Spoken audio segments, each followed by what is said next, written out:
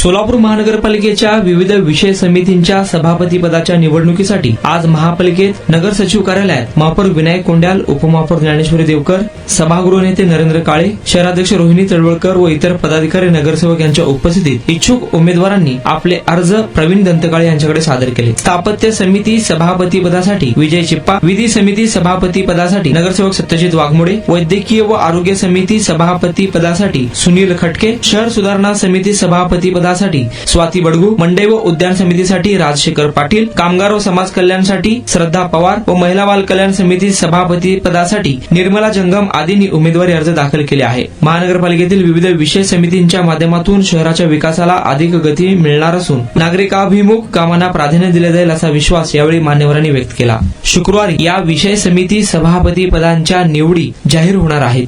हे आहे दक्षिण सोलापूर तालुक्यातील वळसंग। इतिहासाची समृद्ध परंपरा आणि उज्ज्वल भविष्याची नवी दिशा, प्रगतशील आणि वेगाने विकसित होणारे गाव वळसंग।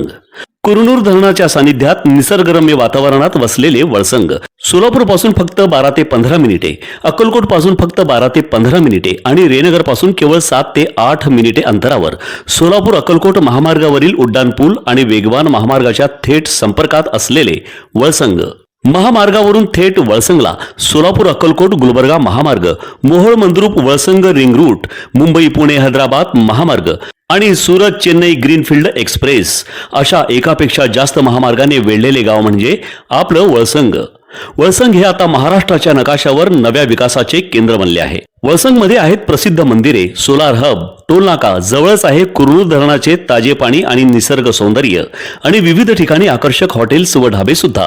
प्रवासात थकलेल्या प्रवाशांसाठी स्वादिष्ट जेवण, आराम, ताजेतवाने आणि प्रदूषण मुक्त वातावरण।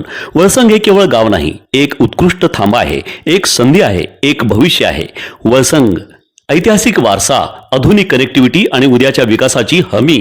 सोलापूर जिल्ह्याचा अभिमान आणि महाराष्ट्राचा गौरव वळसंग।